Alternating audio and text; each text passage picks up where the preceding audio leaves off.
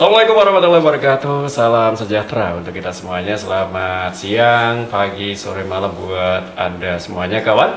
Bertemu lagi dengan Sigit Kurniawan di sini di podcast Bincang Sehat RSKIM, dan pada kesempatan kali ini kita akan mendatangkan narasumber di bidang kesehatan pastinya, yaitu Dr. Andar Beni Nurwidi, SPDV ya. Ya, beliau adalah dokter spesialis dermatologi dan venerologi atau dermatologi ya.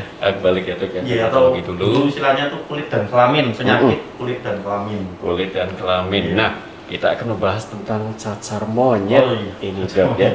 Ya, penyakit yang lagi gempar di mana-mana, termasuk ini harusnya penyakit endemik di Afrika, dok. Ya. Tapi sudah menyebar di dataran Eropa juga. Nah, jangan sampai kita terkena penyakit cacar monyet. Ini adalah pencegahan dan edukasi buat kita semuanya. Jangan sampai kita terkena penyakit tersebut. Nah, sebelum kita membahas lebih jauh, dok, kita akan membahas tentang cacar monyetnya terlebih dahulu. Ini apa penyakit yang bagaimana? Ya. Bismillahirrahmanirrahim. Assalamualaikum warahmatullahi wabarakatuh. Terima kasih ini dari teman-teman rumah sakit KIM. Ini kalau kita bicara tentang cacar monyet ini mungkin jadi seperti satu istilah dari dua penyakit yang sebenarnya dulu tuh sudah ada istilah cacar monyet, Mas. Tapi cacar monyet ini yang sekarang ini kita dengar ini menjadi suatu istilah pada suatu penyakit cacar monyet. Kalau dulu istilah cacar monyet itu ada kasus sebuah penyakit yang namanya impetigo atau suatu infeksi bakteri, bukan virus. Dulu istilahnya cacar monyet juga. Cuman ini saat ini kok tiba-tiba entah kenapa bisa menjadi viral lagi di sebuah kasus yang lama juga sebenarnya, cacar monyet itu. Atau monkeypox, monkeypox. Jadi itu kasus pertama yang dilaporkan monkeypox itu tahun 53 kalau nggak salah, dulu saya baca di literatur, pada suatu laborat di daerah Afrika gitu.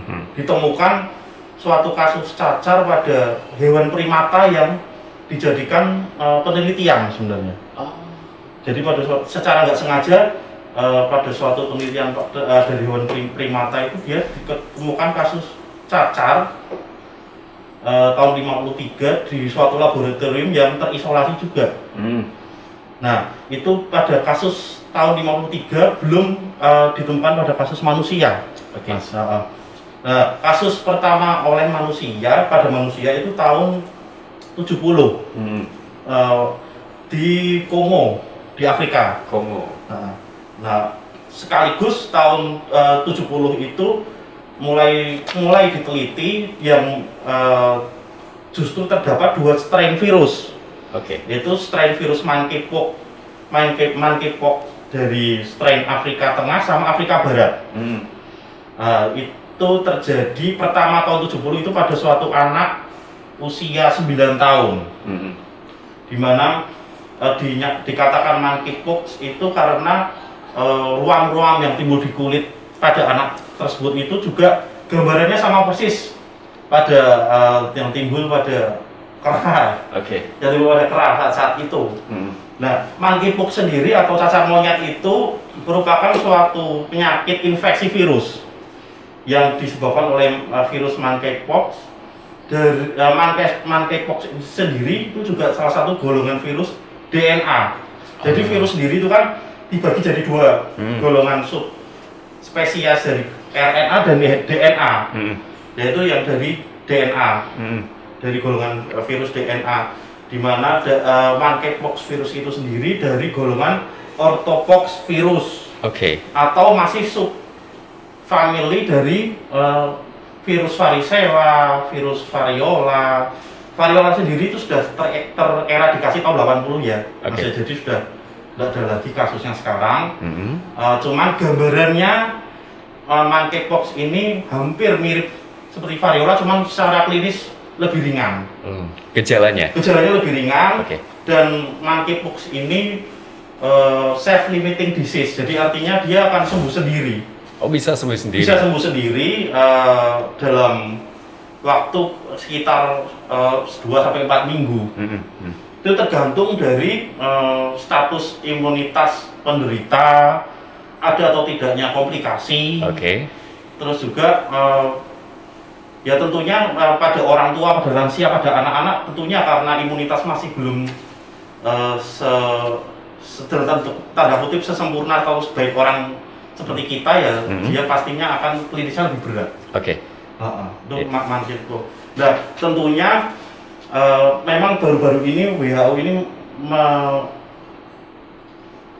mengutarakan ya, membuat pernyataan bahwa monkeypox ini jadi darurat kesehatan nasional. Tentunya kita harus berhati-hati sebenarnya dalam menentukan bahwa ini pandemi, ini wabah, karena paradigma kita tentunya, terutama mungkin teman-teman masyarakat non medis sejak pandemi COVID ini tentunya kalau dengar wabah lagi atau pandemi lagi pasti akan menimbulkan rasa trauma. Iya.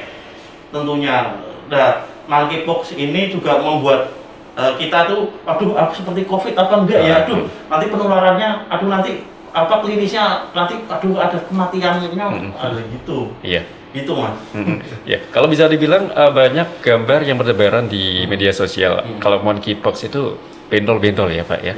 Ya. Itu kalau apa sih bahasa Jawanya itu dikukur ya? Digaruk. Ya. Itu bisa menimbulkan bekas atau alergi atau infeksi atau gimana, Dok? Umumnya kalau dari gejalanya dulu ya Mas ya. Jadi pada infeksi virus sasar monyet itu kita melihat ada 3 fase Mas. Oke. Mungkin dari beberapa literatur satu dengan yang lainnya bisa berbeda info. Tapi kalau saya coba cari yang tengah-tengah, sekitar hari ke-0 sampai hari ke-5 itu disebut dengan masa inkubasi, atau disebut masa invasi. Itu terjadi keluhan seperti demam tinggi, lalu sakit kepala hebat, terus pembesaran kelenjar getah bening, biasanya ada di leher, di dekat telinga, atau di daerah selangkangan. Lalu kemudian setelah lewat dari hari ke-5 atau mungkin baru masuk hari ke-3 ke-4 mulai timbul ruam. Mulai timbul seperti lepuhan berisi air, di mana lepuhan itu terlalu nggak lama menjadi keruh cairannya, menjadi keruh dan menjadi lebih banyak. Yang itu berisi nanah. Biasanya lepuhan itu berdinding tegang. Biasanya kan lepuhan itu ada yang kendur, ada yang tegang, ada yang besar, ada yang kecil. Kalau itu berbagai macam ukuran, tapi nyaris bentuk wujud kelainan kulitnya hampir sama seperti cacar air. Cuman ini lebih ringan. Oh, lebih ringan. Oke. Lebih ringan. Ya, berarti perbedaannya cacar monyet dengan cacar biasa itu cacar monyet lebih ringan. Secara klinis iya, Mas. Secara klinis iya. Hanya mungkin pada hari-hari pertama kadang nyeri kepala, demamnya bisa lebih tinggi dari cacar air biasa atau varicella. Oh gitu ya. Itu gatal gak sih Dok cacar monyet itu? Ada dari keluhan klinis yang mengeluhkan sedikit gatal, tetapi lebih banyak yang dominan mengeluhkan nyeri. Oh nyeri. Seperti khas pada kasus variola silam. Saya nggak menemukan kasus variola karena saya sudah tereradikasi gitu ya. Dulu rasa nyeri tapi tidak seperti yang dulu, tidak seperti variola. Kalau gatal ya mungkin so-so ya. Kalaupun ada mungkin tidak seperti gatal yang orang skabies atau budikan enggak. Lebih ke prodromal Mas, demam, lemas, terus rasanya seperti cepat lelah, sakit kepala, sama timbul ruam. Nyeri, pegel gitu ya pasti ya, nyeri otot. Terus nah nanti setelah lepuhannya pecah, dia akan menimbulkan keropeng. Jadi kan awalnya timbul lepuhan, lama-lama terus isinya air keruh, keputihan, isinya nanah, pecah, kemudian terus meninggalkan daerah keropeng atau bahasa kita itu krusta. Nah, terus setelah krusta hilang, nanti ya udah mulai masuk fase resolusi. Nah, jadi kan itu sudah masuk fase resolusi ya Mas, setelah kropengnya hilang. Tentunya sebelum fase kropeng hilang itu, sebelum masuk masa resolusi itu masuk fase tadi invasif yang pertama ya, itu fase erupsi. Jadi 3. Nah, yang perlu diwaspadai ketika masuk masa erupsi itu sangat infeksius, sangat mudah menular.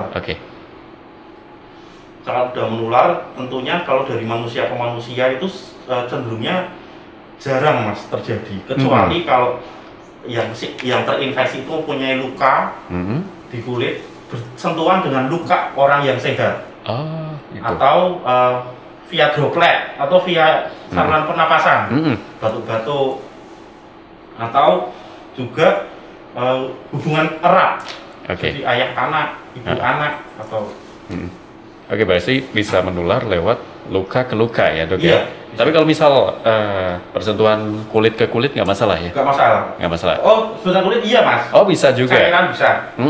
Karena kita kadang ada cairan dari mana gitu ya, terus menimbulkan saling menular seperti itu ya dok. Ya. Kemudian ini dok, apa ya, gejala atau tanda-tanda mengalami cacar monyet itu kita seperti apa? Apakah awalnya meriang, demam dulu atau gimana? Ya, itu tadi yang sudah dijelaskan pada fase, jadi tiga fase inkubasi, erupsi, sama resolusi Mas. Pada fase inkubasi yaitu demam tinggi, nyeri kepala. Lalu beberapa hari kemudian disusul timbul ruam, kemerahan ataupun mulai timbul lepuhan. Dan tentunya itu kalau sudah mulai timbul kemerahan, lepuhan, itu tentunya akan sangat menular. Ya, kemudian kalau misal tadi dikatakan cacar monyet bisa sembuh sendiri dok. Bisa. Iya. Ini bagaimana cara kita menyembuhkan diri sendiri dari cacar monyet ini? Apakah harus istirahat total atau makan buah atau aktivitas yang seperti apa? Nah, tentunya yang pertama adalah isolasi. Isolasi, mengurangi kontak dengan lingkungan luar Mas. Kemudian kalau untuk obat-obatan kita suportif, seperti ibuprofen atau paracetamol untuk demamnya. Tentunya kalau misalkan ditakutkan ada risiko komplikasi sekunder seperti pneumonia, bronkopneumonia, atau ensefalitis, harus secepatnya dikonsulkan pada tenaga medis. Untuk pemberian mungkin preparat antibiotik, tapi tentunya tidak bisa ditentukan sendiri oleh keluarga atau pasien ya, tentunya harus dikonsulkan dulu. Kemudian juga yang nggak kalah penting, karena ini penyakit virus, yang paling penting adalah meningkatkan imunitas. Itu Mas. Imunitas, makan teratur, makannya bergizi seperti itu ya. Olahraga. Dan isolasi itu juga, walaupun kita mungkin terdengar, ya mungkin sudah terdengar seperti 5M ya. Ya 5M yang sering kita ketahui di mana-mana ya, sosialisasinya ya. Kalau ini dok, tadi ada pengobatan ya, kalau misal terkena cacar monyet. Nah, sudah ada vaksinnya belum sih dok untuk cacar monyet ini? Kalau di Indonesia sendiri, mungkin kalau bicara vaksin, tentunya kita harus berbicara dulu tentang angka prevalensi atau angka kejadiannya dulu Mas. Yang paling dekat tetangga kita itu Singapura, itu melaporkan satu kasus. Itu dari warga Nigeria yang datang ke Singapura. Dia punya riwayat sebelum ke Singapura dia mendatangi hajatan di Nigeria itu. Di Nigeria itu ternyata punya kebudayaan di mana biasa makan makanan binatang-binatang liar. Mungkin yang disajikan saat hajatan itu Mas. Nah, ketika datang ke Singapura, sudah kemungkinan sudah masuk masa erupsi. Sehingga mulai bisa menularkan. Dan tentunya untuk mendiagnosa itu kan ada reagennya dulu Mas. Saya dengar di Indonesia belum ada memang. Indonesia masih mendatangkan reagen itu untuk meningkatkan surveillance, untuk meningkatkan angka sakit, angka diagnosa. Jadi kalau saya baca literatur, memang di Indonesia sampai saat ini belum ada. Masih mendatangkan reagen untuk meningkatkan angka temuan kasus. Nah, kalau untuk vaksin ada beberapa pendapat ahli bisa menggunakan vaksin cacar air. Itu juga cukup efektif. Cukup efektif. Cuman kalau saya rujuk di Amerika sana juga sedang mengembangkan 2 macam vaksin untuk cacar monyet. Yang namanya ACAM 2000, nama vaksinnya ACAM 2000 Mas. Itu untuk cacar monyet, tapi efikasinya masih dalam tahap penelitian lebih lanjut. Itu diberikan dalam 2 dosis. Itu ACAM 2000 itu merupakan generasi kedua dari vaksin cacar air biasa. Jadi generasi selanjutnya dari yang ada vaksin cacar di Indonesia itu sedang dikembangkan.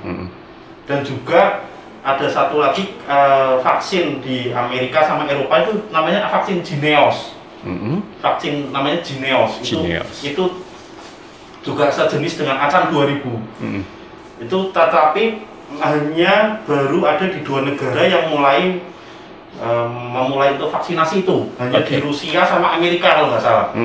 Kita di Indonesia belum ada. Kita masih sibuk vaksinasi COVID.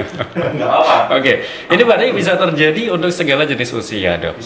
Bisa. Bayi sampai dewasa. Bisa. Jadi ada bayi, bahkan bayi baru lahir, menurut penelitian yang terdahulu bisa virus itu ditularkan melalui tali plasenta atau ari-ari, Mas.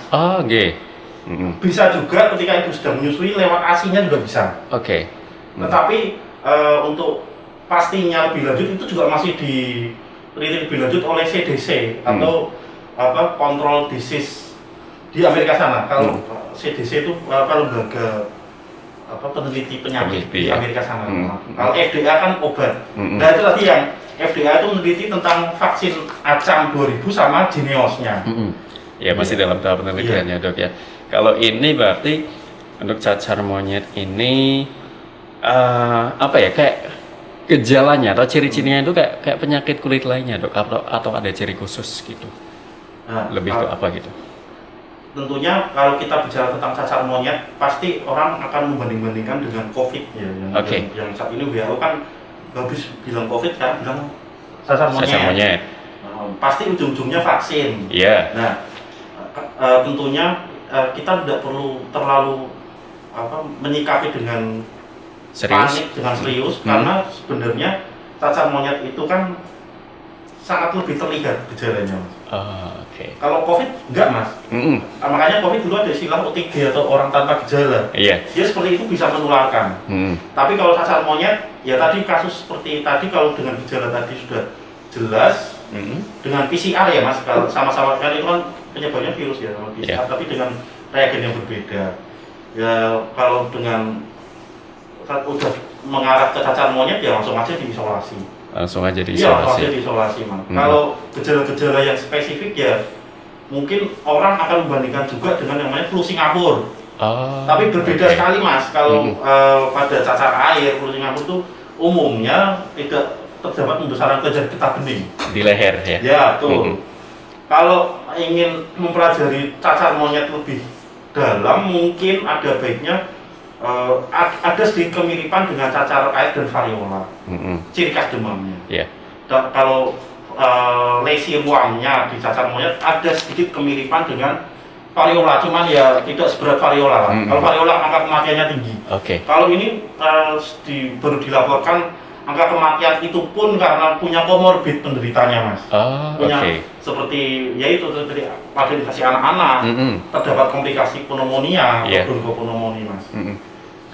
Jadi seperti itu ya cacar monyetnya. Nah, kalau misal kita mau konsultasi, Dok, kita terkena penyakit kulit atau apa, jadwal poli di Dr. Andar Benny Nurwidi ini pada hari apa dan jam berapa aja, Dok? Saya di sini hari Senin sampai Kamis, Mas.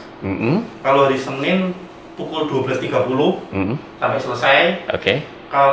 Kalau Selasa dan Kamis itu jam 12. Jam 12 sampai selesai. Sampai selesai. Iya. Ya, itu dia jadwal poli dari Dr. Andarbeni Nurwidi. Iya. Nah, kita juga ada pertanyaan dari Instagram, Dok, dari para pemirsa podcast RSIM. Untuk yang pertama dari Nugro ini tadi sudah kita bahas ya, Dok ya. Ini pertanyaannya, apa itu cacar monyet? Apakah berasal dari hewan monyet saja atau bisa ditularkan dari hewan lain? Sudah kita bahas tadi. Ini pertanyaan yang saya ajukan tadi, Dok. Kita langsung ke pertanyaan kedua aja. Ada akhirat.id, ini namanya, nama Instagramnya akhirat ya. Mohon izin bertanya, Dok, apakah cacar monyet bisa menular cepat ke tempat kumpul orang banyak, misalnya di asrama atau pondokan? Terima kasih. Tentunya sangat bisa. Kalau dari populasi yang padat ya, di mes, di asrama, di tempat-tempat yang padat, apalagi virus ya. Tentunya yaitu tadi lewat kontak kulit yang erat, lalu kontak dengan lewat secara nggak langsung ya, mungkin dengan benda-benda yang setelah dipegang oleh orang yang mungkin ada luka dan dia sedang terinfeksi cacar monyet, itu bisa dari situ penularannya. Dari droplet atau dari sistem pernapasan itu apalagi. Bisa, sangat bisa ya. Bisa, sangat bisa ya, menular dengan cepat. Iya, betul. Iya. Atau dari konsumsi masakan-masakan daging yang tidak dimasak secara sempurna, yang daging itu sudah sebelumnya terinfeksi virus cacar monyet, bisa. Oke, bisa. Tapi kalau saya lihat budaya di Indonesia kan tidak makan dagingnya mentah itu dari hewan primata kan enggak. Oh iya. Hewan primata itu dari tikus bisa, dari kera atau dari yang lain yang primata, tapi kan di Indonesia enggak ya. Pengerat dan kelelawar gitu ya, enggak ya, Dok ya. Iya. Itu dia. Jadi bisa cepat menular ke tempat kumpul orang banyak. Kemudian yang ketiga atau yang terakhir nih, Dok, mengucapkan assalamualaikum, izin bertanya, Dokter. Siapa yang beresiko terkena cacar monyet dan apakah resiko terinfeksi atau mengalami gejala berat dari cacar monyet lebih besar jika pasien terinfeksi COVID-19 atau long COVID-19? Terima kasih. Ya, ini kalau bicara tentang COVID, ya tentunya pasti dia sedang terganggu ya imunnya. Dia sedang terganggu. Apalagi kalau punya komorbid. Komorbid itu kan macam-macam, dari diabetes, pada orang tua, lalu pada usia anak-anak, lalu pada usia manula pun juga imunnya juga sudah nggak sebaik di usia kita loh, Mas. Itu tentunya jika terinfeksi oleh suatu penyakit, bisa dari virus, bakteri, tentunya akan memberikan klinis yang lebih berat. Tentunya bila sudah terjadi komplikasi ya pengobatannya pun lebih kompleks, Mas. Suatu contoh pada kasus COVID yang terkena cacar monyet, saya sampai saat ini belum pernah dengar ya, Mas, ada kasus terlaporkan itu ya, Mas. Tapi tentunya bila misalkan kita berandai-andai ada kasus itu ya, tentunya dia terkena COVID dan cacar monyet, ya tentunya juga akan melibatkan berbagai macam disiplin ilmu untuk pengobatannya. Mungkin tanpa kena cacar monyet, kena COVID-19 pun sudah merusak organ seperti paru yang kasusnya klinisnya berat. Angka kematiannya, terutama yang varian Delta, itu juga angka mortalitasnya tinggi. Kalau cacar monyet sendiri sih, kalau misalkan bisa diterapi, bisa ditata laksana secara adekuat, ya tentunya yang menimbulkan angka kematian yang tinggi bukan karena cacar monyetnya, tapi karena COVID-nya. Cuman itu pun saya belum pernah mendengar sih dari berita-berita itu satu orang terkena dua keadaan seperti itu. Ya, jadi Indonesia bisa dibilang masih belum ada. Belum terlaporkan karena memang saat ini pemerintah masih mendatangkan reagennya. Ya, sama-sama pemeriksaannya PCR, Mas. PCR dengan reagen yang berbeda.